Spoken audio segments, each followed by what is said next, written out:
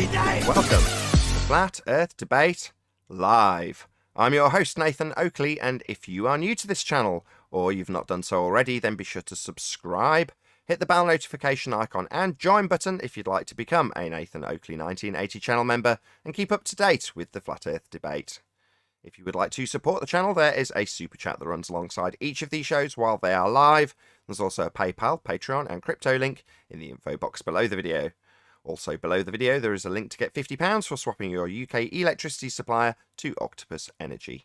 Most importantly, if you'd like to join the discussion, simply mute the page you are currently watching, then click the link in the info box below this video to join the panel and express your views on the nature of Earth.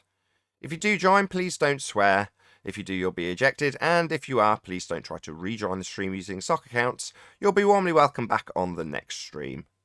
Please also share the show on social media.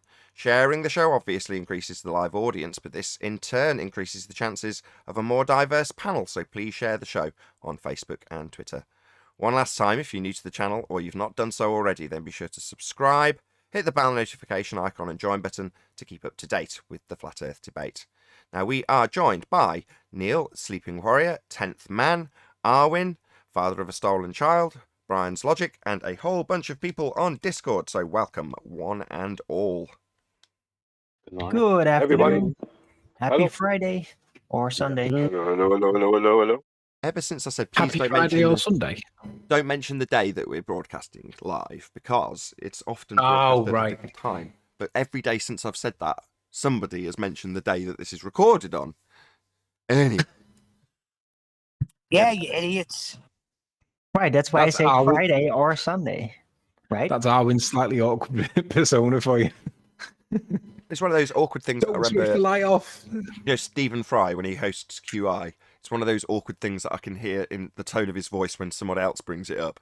Like, don't mention the day we're filming it, because it's probably not being watched on that day. So, you know, but he's a much more polite person than me in terms of his bluntness. You know, I've got a very low standard in terms of my professionalism on this type of show. So to try and yank that up out of the dirt rows of horribleness is quite some feat. So I've got to be blunt. Anyway, should we do some housekeeping? Yeah. Check Discord. Did we hear anything from Discord already? We never hear anything anyway. I never know it's switched on. You never know. Can someone say hello from Discord? Oh, we did. We had a chat with Righteous earlier. That's right. DDD. Hello. Perfect. Any evidence of a downward bias? Well, we can start there. No. I don't mind. Any scientific evidence of gravity? Definitely no scientific evidence of gravity. But there's a I will say downward this. I'm bias. curious. I'm curious to There's see not what a downward Bob McDell bias. did on Globebusters yesterday. So I'll plug that in because I don't know. I'm excited about it. Well, we discussed it on the pre-show. You were here, but there was an assertion Right. that gas goes down, go boom boom, tying Bob to Thunderfoot in terms of the assertion that's required to have a downward bias, which leaves you asserting that gas goes down, go boom boom, like solid bonded bouncy balls, because of the bias towards Earth, and that doesn't Shout happen. out to John Savage, the little Trojan he was. Woo! Well, should I just play that clip that you sent me? Okay, I I'll don't just know. play it. So, Is it actually worth? Yeah, you should play it. Nathan. well, I'll You should play it. contextualize it first. So what? Just because not Adam, Sleeping Warrior's already mentioned this to preempt it. So rather than poisoning the well, there's an assertion that gas goes down, go boom boom. Let's try that again. There's an assertion that gas goes down, go boom boom in this particular section that Anthony's trimmed out from yesterday's live stream special report from Globebusters, and in it, John Savage is like, "Oh, I didn't realise gas goes down, go boom boom." Now, it's not being phrased that way, but that's essentially what's being said. So I'm going to play the clip out and...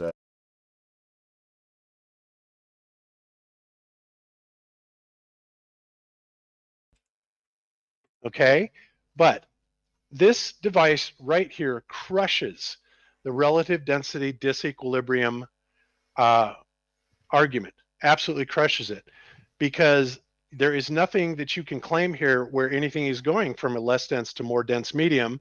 It's in a vacuum, it's all the same medium, and yet there is still a downward acceleration, and that downward acceleration does change from place to place, and even sometimes in the same place, right? So Bob, does that, at the risk of sounding stupid, and I'm feeling pretty stupid at the moment, but does when you say everything goes down, do you mean gases as well inside this device? Even gases will, yes, because if you have helium, and helium is the least dense gas we know, right? Mm-hmm. But even helium has to be, if it's going to rise, it has to float up on something, right? Well, if there's nothing to float up on, then what's it going to do? It's going to sit on the bottom. Sit on the bottom. That's really interesting. I didn't know that. And do they have these sort of devices, bigger devices than these? That because I'm just thinking about Zach's balls.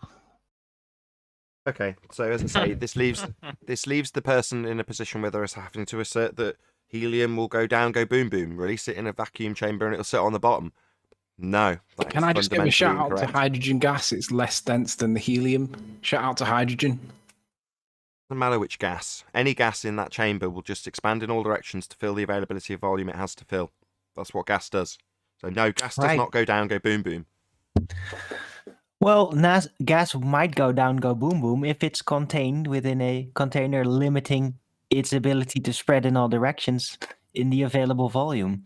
No, it'll But still that part is not being addressed though. No, it'll still expand in that container. So, for example, as you can find very easily if you Google search it, if you put a helium balloon, that would be a container limiting the height, if you will, that it can go up, but it's still going to expand in all directions in the helium balloon until it pops because of a lack of pressure on the outside of the balloon due to the pressure on the outside being pumped out of the chamber.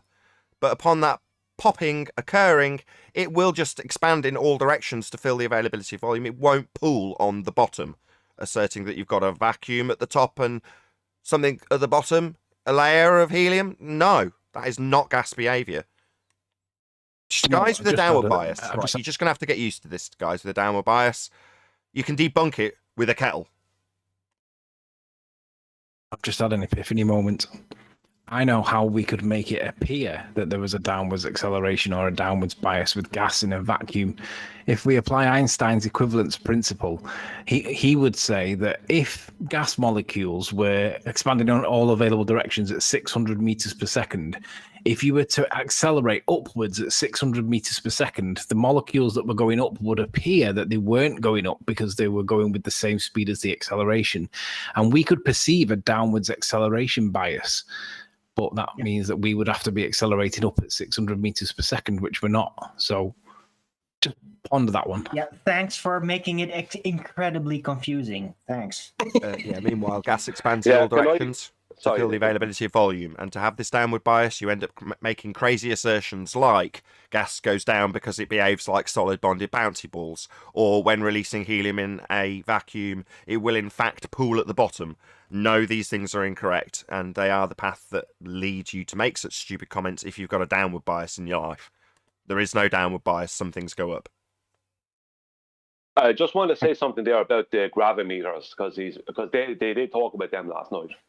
When I had the debate with Witsit Gets It a couple of months ago there on Quantum Erasers channel, Witsit Gets It, Austin brought up the gravimeters, and when I asked him which one he was speaking about, he didn't want to give an answer, or he wasn't able to give an answer because I didn't get any straight answer, but I don't think he even realised there was two different ones. And Bob didn't realise. I know Bob didn't realise it. And Jaron, although I'm not adding Jaron in here because he actually did a bit of research on them after that debate, but he didn't realise it either. So Bob was pushing gravimeters as a proof of a downward bias when he didn't even know there was two different ones.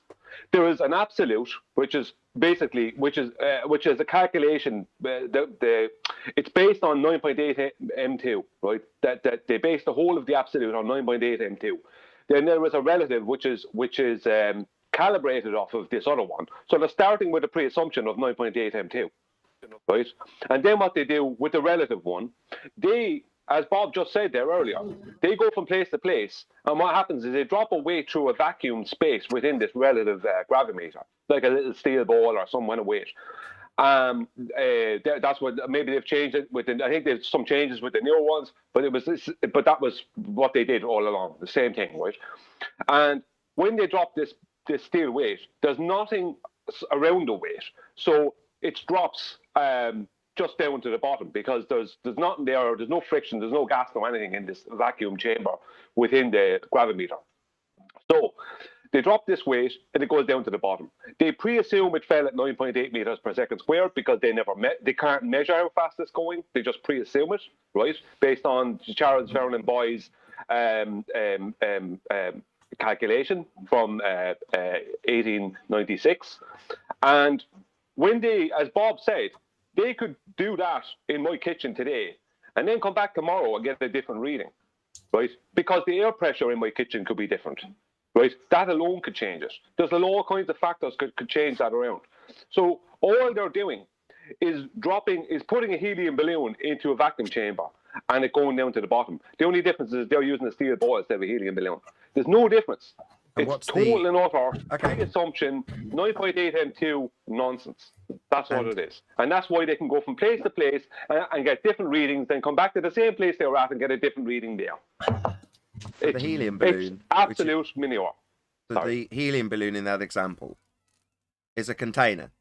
So inside that container is the helium pooling at the bottom of it. So you've got like a really saggy bit of balloon at the top and a really stretched bit at the bottom because it's all gone to the bottom. Does that or does it expand in all directions inside the container? In this example, a balloon.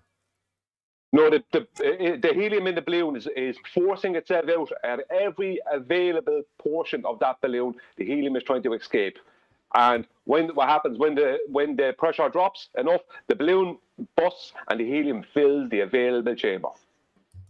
Indeed. Wow, sounds like what I said in the pre-show.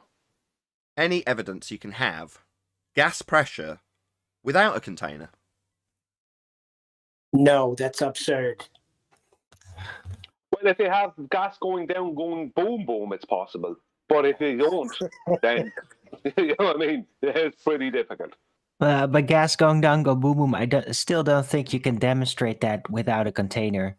In fact, I don't think where's this containerless space that we know of?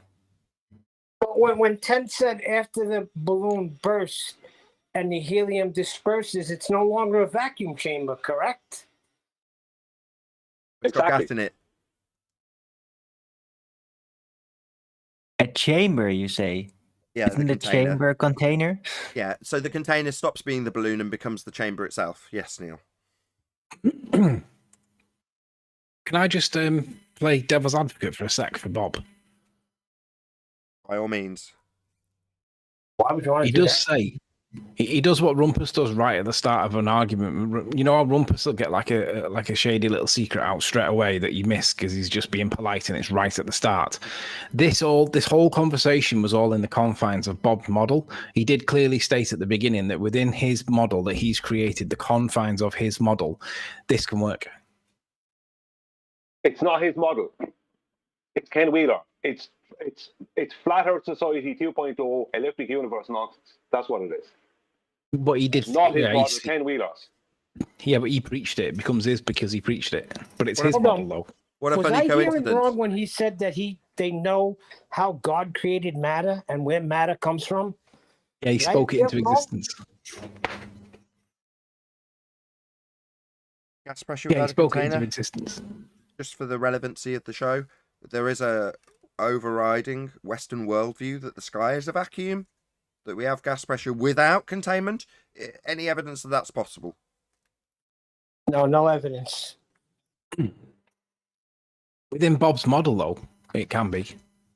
Yeah, but the whole globe model is falling apart because it doesn't match reality, and now Bob's model is falling apart because it doesn't match reality. Wait a Yeah, but second. if it works in his model.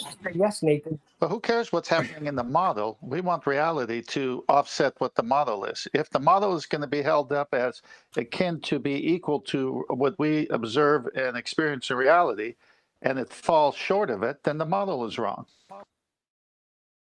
Models mean nothing unless they scientific models are the only thing that matters, and they have to be supported by experiment, scientific experiment that adheres to scientific method. I mean, But QB has even shown the citation of this. I thought models are pseudoscience.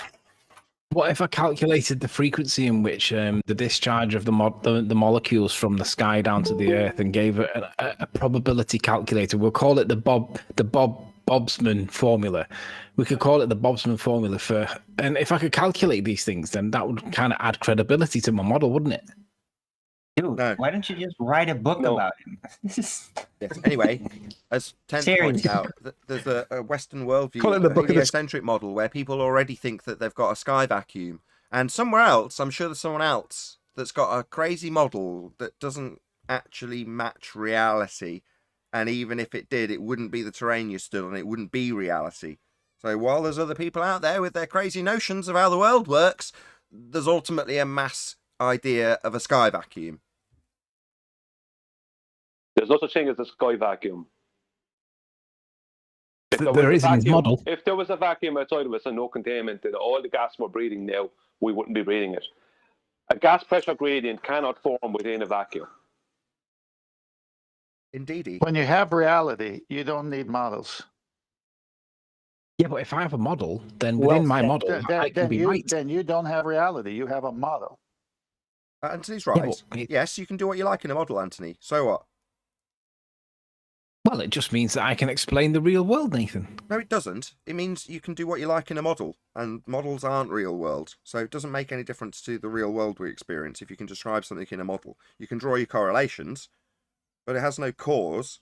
It's not science. It's not explaining an effect. So who cares?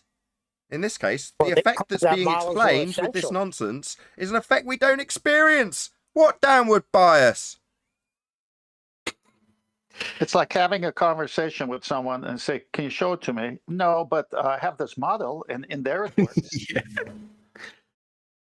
Anyway, any That's evidence? the way we all see it. Any evidence of the distance to the sun? Only in their model. 93 million What miles has been is- No, debunked. It's there was no evidence of the distance to the sun. No evidence. Well, there's evidence that's not 93 million miles. Or we've debunked R. Any evidence of the R value used to assume the distance to the sun? No, that's completely gone as well Black because swan. there's no physical geometric horizon. All horizons are apparent only. Well said. Very concise. Any evidence of a self-perpetuating molten iron core at the centre of a presupposed spherical Earth? Good job, you- Lucky but- Charm. You can, thank you. You can put that in the basket as well. There's no evidence of a self-perpetuating molten iron core, you know.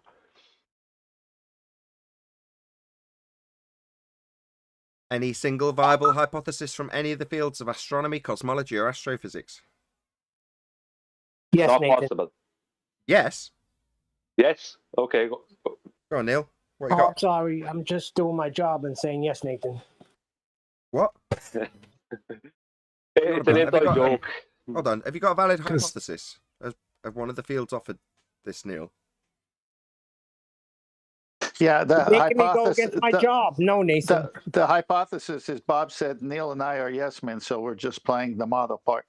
Oh, God. Why are you all so obsessed with Bob? I'm not. I'm just Just telling get you it's the why he model. said yes. The model, not the person. It's the model, Nathan. Shut up, you Yeah, but- second grader. Let's stick to the house creating questions though, because that's what Nathan wants. Let's deal with this first. No, Nathan, it's not possible to have a valid hypothesis from those disciplines, as they can only observe the phenomenon. They can't manipulate their presumed cause. Will they No ever? offense to them. No offense to them. There's nothing wrong with them. It's just they can only create a story based on what they see. They can't prove the story. Yeah, but Oh, that's part of the Irish are They're so creating hospitable. Look. No offence, but your entire career is a sham. No offence. You're not a scientist and you can't do science. But no offence. None intended. I'm just trying to be fair as possible. Just being polite. You're a fraud. I did hear But hear isn't that Glover part of why yesterday we're having say this problem? that their predictions. Go on, whoever's trying to get that in. Was it from Discord? Paul. Let's pay. That's Paul. Go I ahead, said Paul. I did hear Glover yesterday say in astronomy, I can make a prediction of what I will see, and if I don't see that, then it invalidates my prediction. So they still think observation is an independent variable, that you can see or not see something, and that will determine whether your theory, your hypothesis is accurate or not. Yeah. Someone did say that in Discord. So in demonstration, the flaw in that is to say, I can see a boiling hot spring. I think it's acid content that causes it. And then you close your eyes for 25 seconds, open them again. Look, check it out, I observed it again. It's still boiling. That's science, that is. No, it's not. No. Varying what you think caused the effect and validating it. That's science. So, like my 5-year-old experiment that we do in primary school, as simple as it may be, when you apply scientific method to it and you give that thing that you think causes the effect a bit of a nudge, and it causes the effect. However simple that test might be, the point that's proven is the whole purpose for why I did it. Shout out to scientific method. It weeds out science from the pseudoscience. Yeah. You varied your assumed cause of the effect and it caused it, invalidating your null. Well, we all didn't do that. Well, what I would say is the likes of Ken Wheeler has his own version of what's happening in the sky and what's causing what to happen. Now, supposedly there is observed orbits. Now, I have never seen one of those. I don't know how you would see one, but I presume with a very large telescope. I have never seen one myself, so I can't validate that the phenomenon exists. But it is claimed that it does exist, and it is claimed from astrophysics and other disciplines similar that it's due to the curvature of space-time that causes these apparent orbits. No. Pseudo four-space geometry isn't causing anything.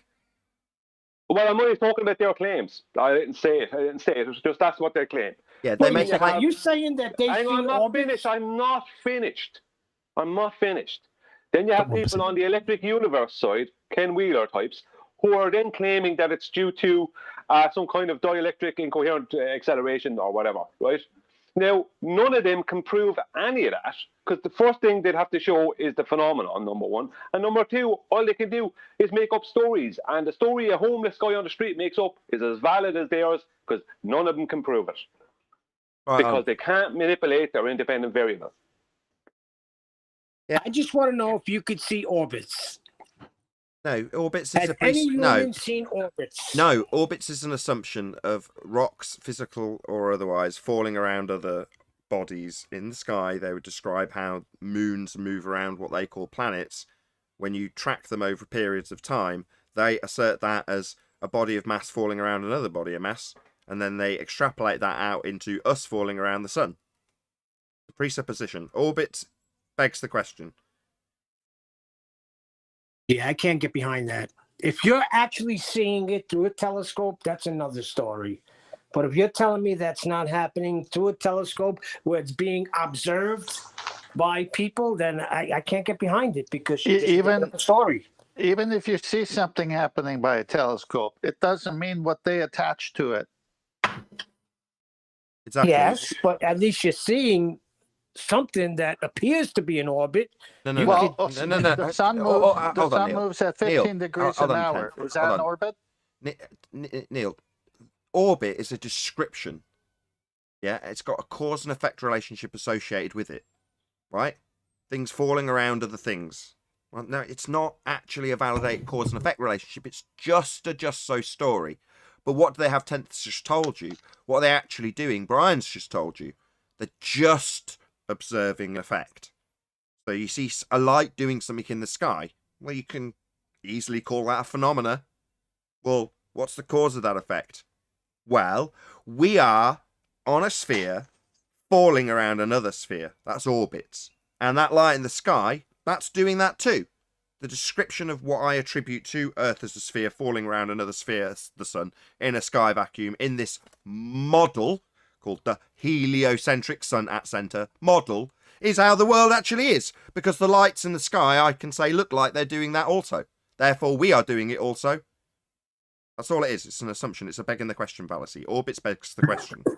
Well, that's absurd. I don't want to hear about it no more.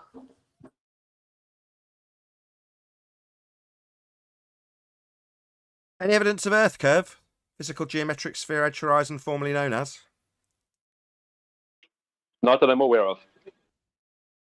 Why would you expect to see Earth curve on Earth that's supposed to be curved? Because the Earth curve, if asserted as asserted, would have physical geometric limitations that block the bottoms of boats and buildings, as described in orthographic hijacking perspective curve calculators, where they assert precisely that. The physical geometry of Earth gets in the way of things and causes them to be obstructed from bottom up, in a feet and inches value that does not change with distance. However, the angular size of things does change with distance, and this has been hijacked and called Earth curve to assert physical obstructions at geometric tangent points, formerly known as Earth curvature. The physical obstruction at the horizon, i.e. they claim the horizon is physical Earth curve blocking your view. Meanwhile, we only have one horizon. The horizon in Earth curve maths is physical and geometric, and the horizon we see in reality is not. The horizon is not Earth curve. It is not physical. It's not blocking boats and buildings. It moves with the weather. It's not a geometric tangent point, and the Black Swan has demonstrated that to the point where their own side, on the globe-believing side that is, tell us how non-geometric it is. In other words, how it's not Earth curve, that's the rebuttal to the Black Swan. We wouldn't expect to see geometry. What, the geometry that blocks boats and buildings? Well, okay, we wouldn't expect to see Earth curve. Earth is flat. Welcome to the club. Who said that? Chocolate? Chocolate? Is there? Morning. Oh, he's okay. Hey, Chocolate. Do you know what triangle? Are any of the three lines that, let's say, that make up a triangle, are any of them curved? No, in order to do the geometry they require, which Euclidean, if they're going to be measuring anything that they're going to put on a map, they're going to need straight lines, not curved ones. And that's how they measure it. Yeah, and that's how, see, because of that, Chocolate, that's why you can't expect to see the curve of the Earth. Because you can't expect them to do the geometry with a curved surface. Can you just explain Cartesian coordinates for anybody who says, well, GPS has got the word global in it? Yeah. Well, actually, GPS is better served being called the geodetic positioning system or ground positioning system, because that's its origins. So, but they can add in the word global if they want, or goalpost, or any other thing that starts with G. Indeed, but when they're mapping that in the first instance, they're mapping it on a tangent plane, and the tangent bit is derived from a horizon that's imaginary 90 degrees to a zenith that's presupposed to be pointing towards the centre of an Earth that's spherical. Well, that system is then transposed into an actual measuring system that's flat. That's the bit I meant, rather than focusing on the global bit in GPS. Oh yeah, sorry. Oh no. All their coordinates, all the raw data for surveying and cartography, are all flat out XYZ coordinates. They're all Cartesian. There is no curve in their coordinates. There is only elevation. Exactly. And it's then mathematically converted from Cartesian flat out to the flattening of the WGS 84 or NGS 80 datums, and then it's converted, if necessary, which often doesn't happen, it's then converted to oblate spheroid. So there's a couple of steps before they get to their belief, but you have to start with reality, which is flat. Indeed. The Cartesian bit is what I thought you were referring to when you were asking about a triangle and whether or not you've got a curved line to deal with. Well, no, and when you're measuring stuff using Cartesian method, you're not going to get a curve to work with that, and that's how they're mapping it out. Why? Well, because it's flat. It's as simple as that. They wouldn't be mapping it in that way if it wasn't flat. Exactly. Why would you do that if it wasn't flat? Makes no sense. It would be a thing. It wouldn't be flat. That would be a constant thing. But it isn't. It's a constant thing that it is. Any evidence of axial rotation of the Earth-based variety? I think that's the second. Oh no, sorry. I thought that was asked that earlier. No, I mixed up. No, there's no evidence of that. Sorry. wouldn't you first need that geometric curve? So then that geometric curve would be the curve that's actually spinning. Don't you need one before the other? If you don't have the curve, what the hell is spinning? Not necessarily. You can have axial rotation demonstrations by way of the same assertion they make on a ball Earth that spins. Now, because they make the assertion on a ball Earth that spins doesn't mean you can't induce Coriolis deflection from a flat, round surface like a roundabout. You just got to spin and watch things that are not on the roundabout looking like they're moving when they're not. But that's the assertion they've got on a ball Earth, but it doesn't mean you need Earth curve to assert it. It is part of the heliocentric rhetoric after all, but it doesn't necessarily need you to assume the spherical nature. You could have a square spinning around, a flat square, and still make their claims of Coriolis deflection, which don't happen. So, no. Unlike the Black Swan, where you can use the Black Swan to actually link to debunking things like the gas pressure without a container, that's been done.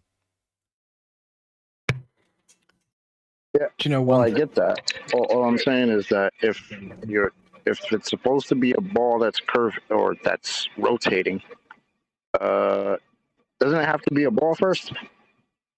Yeah, absolutely. But if I could get a segue from debunking axial rotation with the Black Swan, I'd love to see it. I didn't think there'd be one that would link it directly to the vacuum of space, but that definitely is the case. I can't remember who did it and how they did it, but it was a few shows ago now. But somebody definitely managed to say, no, you don't need the gas pressure without a container argument. You just need the Black Swan because, and then they explain why. I just can't remember off the top of my head how. But I don't think you can do the same with axial rotation. Maybe someone will correct me if I'm wrong on that score. You need the top three. Maybe you don't need the gas pressure without a container as much as it's everyone's favourite argument because it's so concise and easy to use.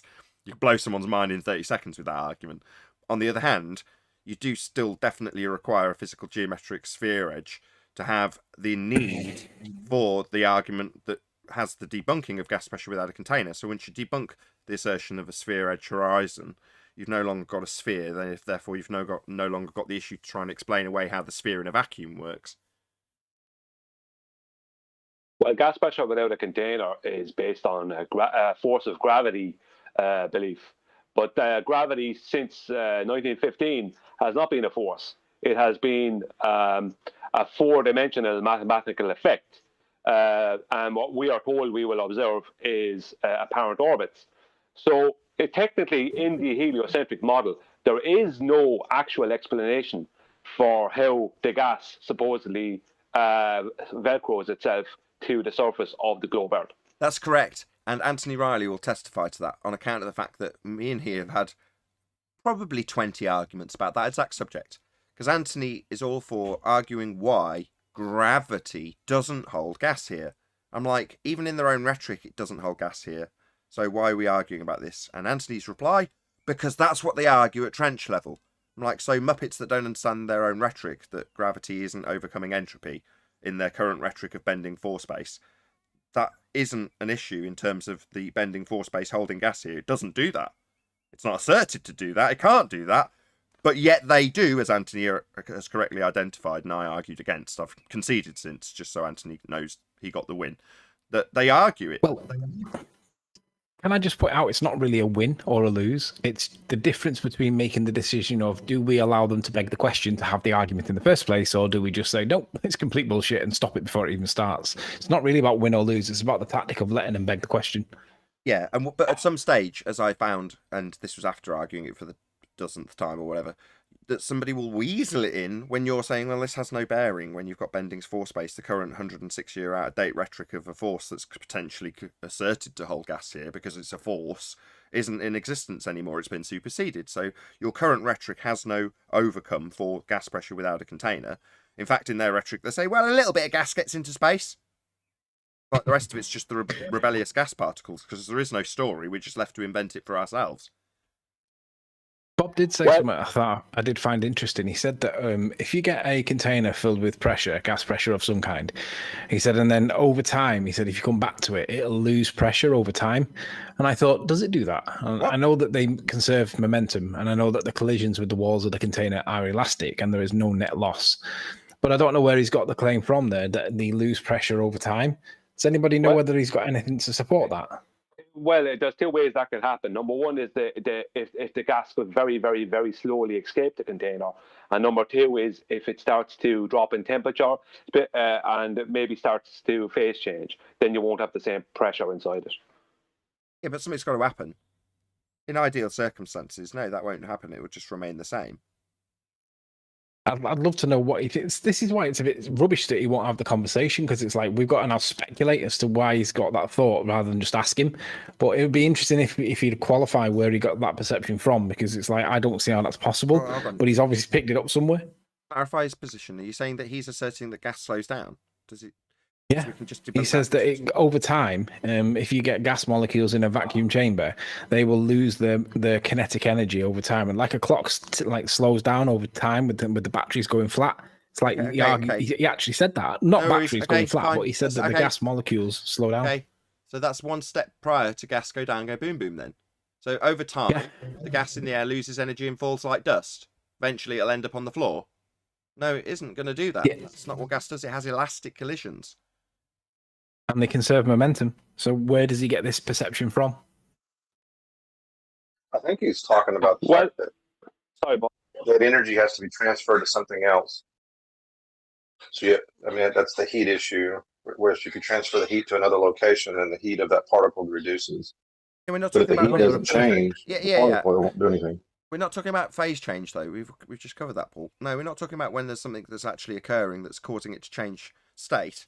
No, we're just talking about gas maintained at a constant temperature in an actual sealed container.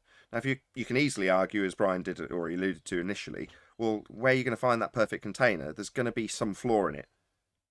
In other words, when you've got that demonstration with the bromine, if you left that on the counter for a long enough time, eventually you'd find that the bromine did leak out because it wouldn't have perfect seals. They'd be very good, but they would not be perfect.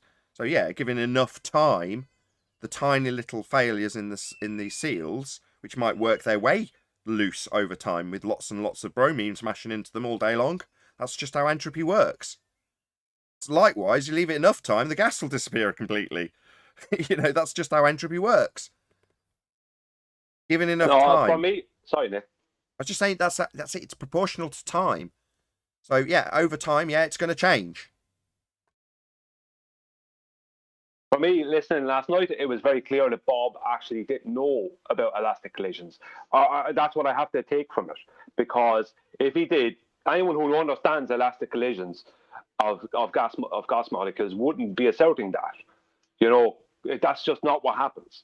So I think he has a lack of understanding about gas. I think he must be applying non-elastic collisions or thinking that they run out of energy, kinetic energy, because he must be applying non-elastic. Yeah, like Rumpus does with balls, like Thunderfoot does with balls. No, gas will behave like ball. You throw it up in the air and it runs out of energy, comes back down again and returns to equilibrium. But that's because it's bonded and more dense than the air it's travelling through. Now, the gas itself does not behave like that. Gas doesn't behave like balls. It doesn't run out of energy. It just expands into the area that it's got and bounces around indefinitely. That's what it does. That's how gas behaves. What was interesting last night, and I've heard this, clip being played before, was on GoBusters last night. They played a clip from Walter Lewin, an MIT professor, pretty famous one. And this actual clip would help us out against the ballers, because he states that gravity doesn't start until you go out into basically four-dimensional space, right? Because he's speaking about there. Bob didn't realize it because from what I could hear last night, Bob or the rest of the panel actually do not understand what gravity is at present. They don't understand the history of the gravity argument or the history of gravity, let's just say, as a claim. But this lad, Walter Lewin, was saying that that electricity is far more prevalent in the world than gravity, and we don't experience that more or less. And the gravity doesn't start until you reach kind of space and orbits and stuff like that. Sure. What he was basically saying is that what he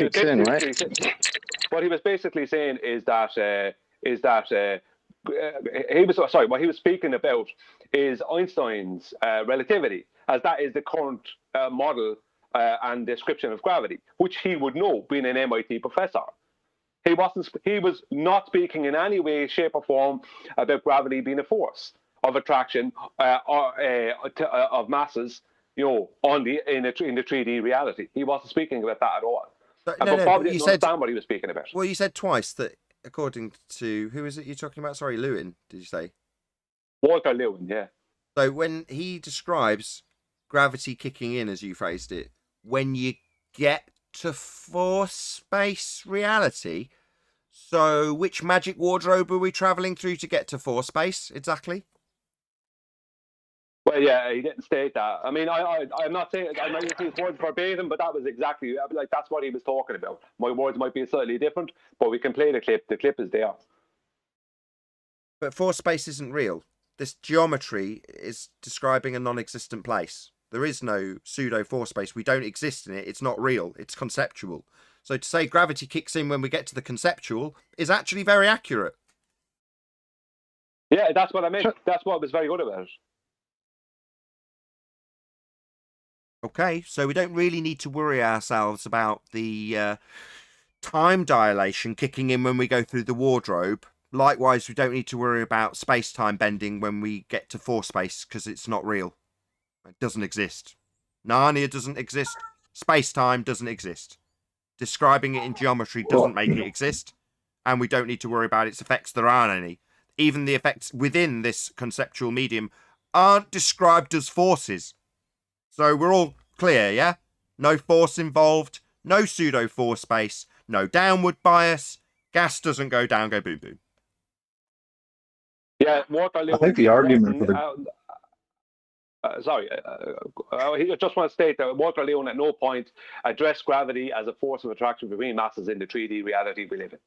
Okay. Perfect. Go ahead, Paul. It's what the Globers need to be arguing is what can change the direction of the particle or the vector, whatever the right terminology would be. And if you're saying that and I've heard them say that you can actually have something move in a curve that's still moving in a straight line. Before I've heard them argue that. Yes, that's geodesics. Yes. That would be geodesics in space-time. Right. So something has to change the direction of the particle that is traveling. So what is the cause of that? What is causing that? Is it the geodesics? Well, that's mathematics. That can't change the direction of anything. It's just describing something. Traveling where? What's Sorry. Changing the direction? Sorry, it's traveling where, Paul? In space-time? Did you say? That's not somewhere anything travels in. Mathematical construct. Right. Well, we actually had a big discussion about that off air yesterday. About. Go ahead. Paul, are you speaking about particles in 3D reality or particles in 4D space-time? I mean, when a particle's traveling, it's moving in a direction. That's reality, right? So something has got to change the direction of that particle. What's causing it to change direction? But if a particle is moving upward at whatever velocity, then all of a sudden it starts to change direction and move back downward towards the ground. What is the thing that's causing it to change direction? That doesn't happen. That's pretty much what's happening. No, that doesn't happen. Hold on. You just. But that's their argument. That's their argument. It's not my argument. It's not your argument. That's their argument. They have to argue what's changing the direction of the particle. Yeah, they have to assert that particles, that would include gas, goes down, go boom, boom. Thank you, Paul. Yes, that's correct. That's what they have to argue. And eventually, when you take them down that path and lead them to actually describe what they assume happens with the downward bias, gas pools at the bottom. That's not gas behavior. That's not what this does. That's nonsense. But that's weird because we were told gas tends to wander about and run off. Yeah, Rumpus's crude description of gas expanding in all directions. Yeah, that's what gas does. Yeah, doesn't go down, doesn't go boom boom, doesn't pool, doesn't run out of energy. In a container, that will change the direction of the particle. It collides with a wall and it changes direction. Yeah. Right. Yeah. It will have it will have what is known as elastic collisions with other particles within the container and the walls of the container. Yes. I think what's going on, Paul, is that and I deal with this myself, is the ballers are at the point where they're trying to throw in little bits of four-dimensional relativity, but while still trying to keep a force of 3D gravity attraction within the argument, because they don't know they can't understand. They just don't understand that 4D relativity is a completely different thing altogether from 3D mass attracting mass force. There is no force in 4D relativity. There is no mass attracting mass. There's none of that. The whole thing is a completely different description. And actually, as I heard it described only recently on a video about relativity being explained, because I watch a lot of these, is that it's actually gravitation is only an illusion caused by 4D relativity. What's going on with these people we're dealing with is they don't understand Einstein's theory of general relativity, but they're throwing in little small things here and there to make it sound like they understand, but only because they're trying to keep the force of gravity argument going, because that is the one they do understand. They're too lazy to even. Well, let's see. Go ahead. Finish your thought. Thought you were done. No, go on, Paul. Yeah, I'm finished. No, and that's the thing we were talking about when it came up. I was bringing up something that's like late in the afternoon yesterday about, is space physical, right? Well, if it's not, then how can it do anything? And you're saying you're bending space to cause the trajectory of these projectiles to change direction and start going towards some kind of massive object. Doesn't make sense, because only something physical can move something physical. Something that's not physical or only description can't do anything. So even you can describe it so-called in this geodesic way, that doesn't mean that's what's happening, just because you can describe it in a certain way. Yeah, because geodesics take away the whole bending space-time is an effect, and that's why we're told the effect we call gravity that we will observe is apparent orbits. So it will something that will look like an orbit to us. That's what we're told we will observe when it comes to the effect of gravity. The ballers keep on trying to add in somehow mass attracting mass, that the curvature of space-time and geodesics are all based around mass attracting mass. Still, there isn't anything. My question the other day on the show, Nathan, if you remember, I asked ask any of the ballers how the calculations for mass attracting mass, force of gravity in the 3D, how that explains gravitational lensing. They'll never be able to do it because it's a completely different set of mathematics. It'll never happen, because that means they have to go into 4D Einsteinian relativity to even describe, to even start to describe gravitational lensing. I like but it. They think the two things are the same. Sorry, Nathan. I was going to say, I like it. It's like the opposite of QE when he's asking people to describe how the moon attracts the tides with Einsteinian mechanics. You're basically doing the reverse and saying, well, how do you explain the physical effect of gravitational lensing? Well, what you're going to do when you've got to go to the 3D, well, you're going to try and explain how the 4D works in 3D. What are you going to have to do if you've got to go to the 4D, as in your example? Well, you're going to try and explain how the 4D translates into the 3D, right? That's what you're saying. And it's as good as QE's. It's just the other way around. I like it. Yeah, I mean, here's another answer. Oops, sorry. Sorry, Paul. No, you go ahead, Paul. I see. Here's another Here's another aspect of Einstein. All objects have to be in motion for Einstein mechanics to work. They have to be accelerating. So what happens when nothing's accelerating? Tell me if I'm wrong in that. Under Einstein, everything has to. So if I'm standing at rest, I'm not moving. How does anything occur? How does anything work?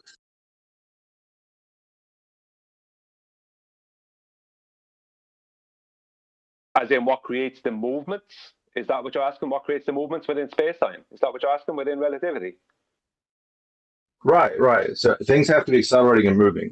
Something has to be in motion for Einstein to be work, because it has to be following a path. That means accelerating or in motion, or there has to be a velocity involved or something.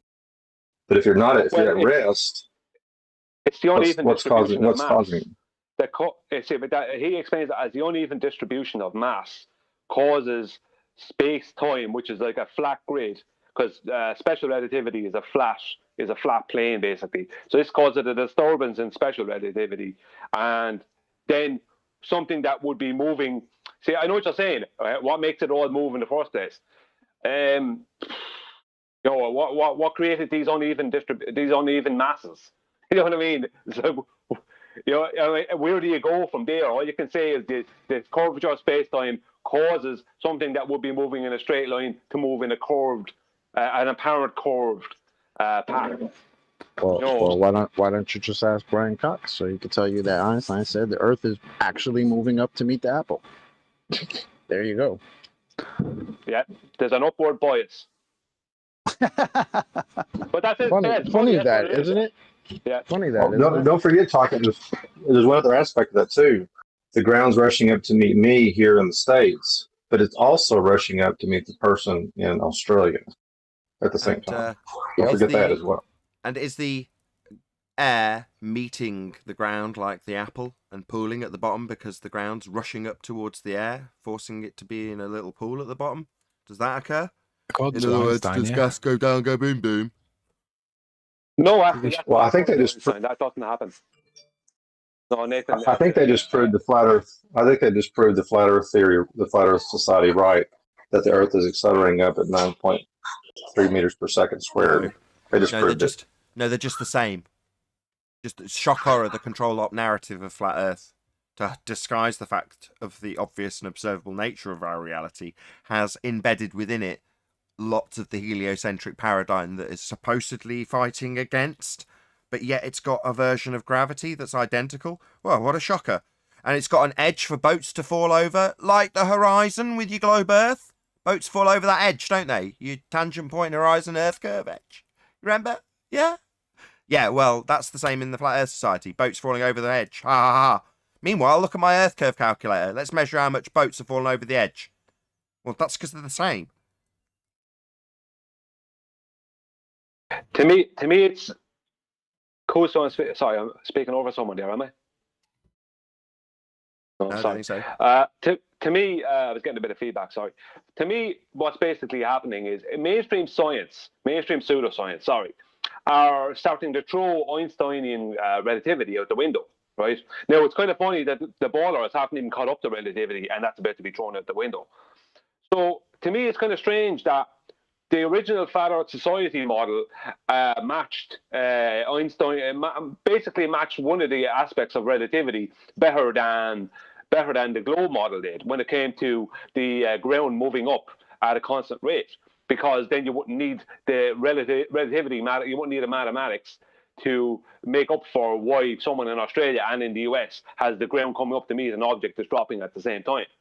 But the problem is if that's thrown out the window, then it seems to me like there's a whole new Flat Earth Society 2.0 on the go at the moment, starting with the likes of Ken Wheeler, even though he doesn't state to be a flat earther.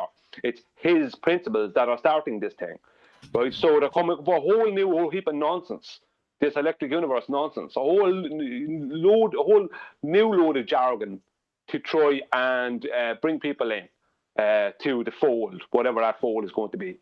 That's what it seems like to me is happening, because if mainstream pseudoscience are pushing Einsteinian relativity out the window, then the old Flat Earth Society model, maybe that needs to go as well. I don't know. That's just speculation.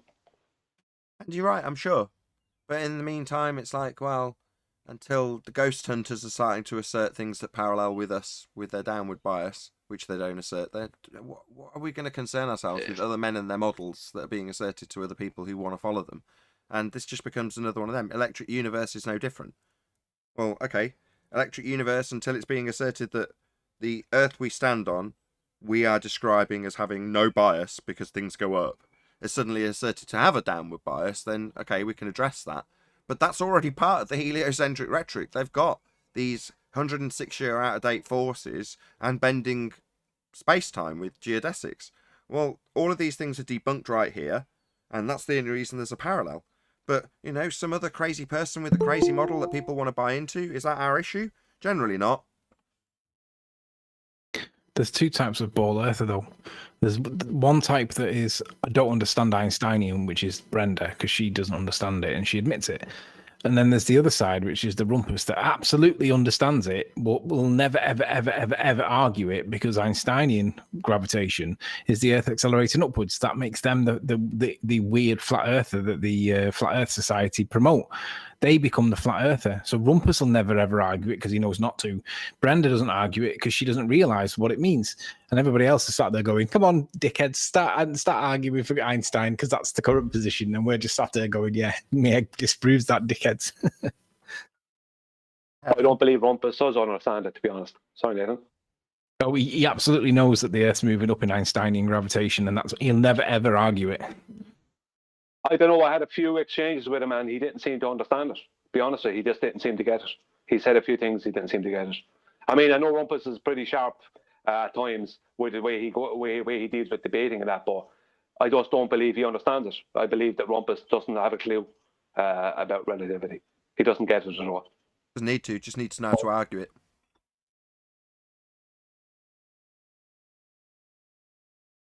So, well, he understood enough to tell us that the orbit of Mercury apparently could not be figured out in our 3D world that we actually live in reality.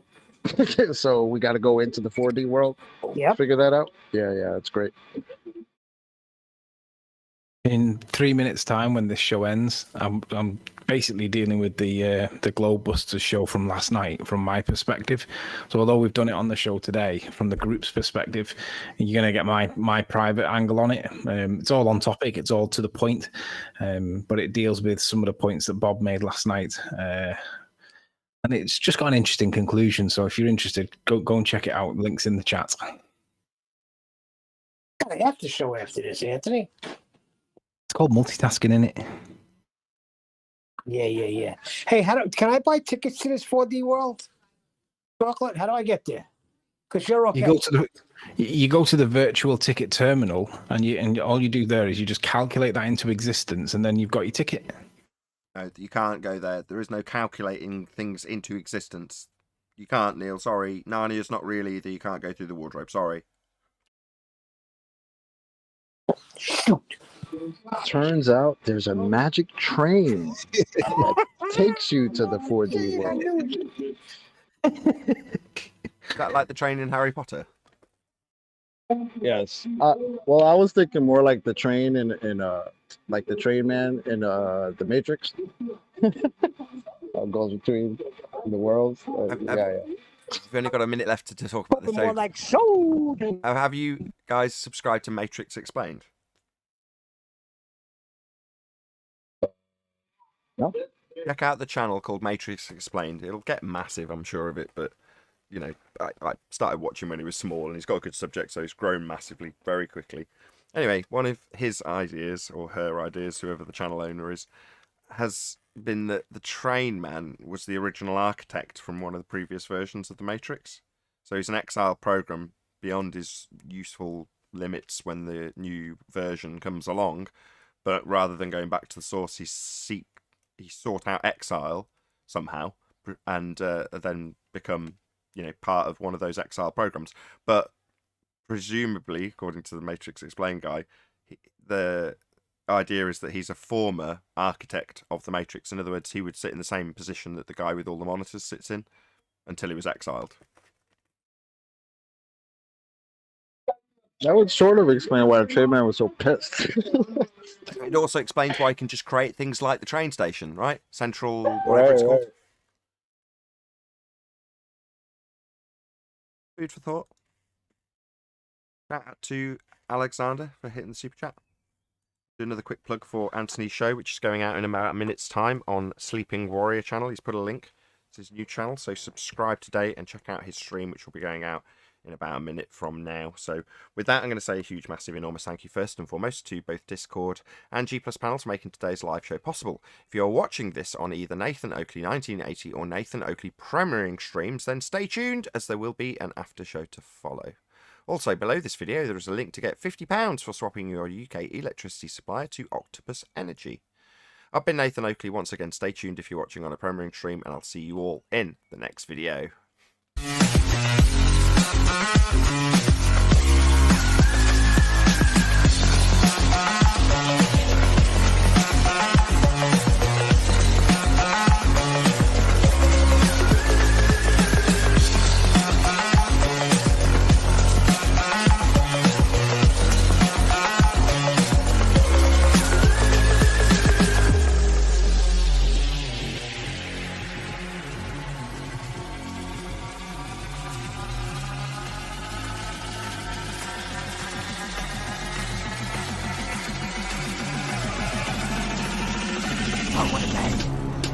fucking day.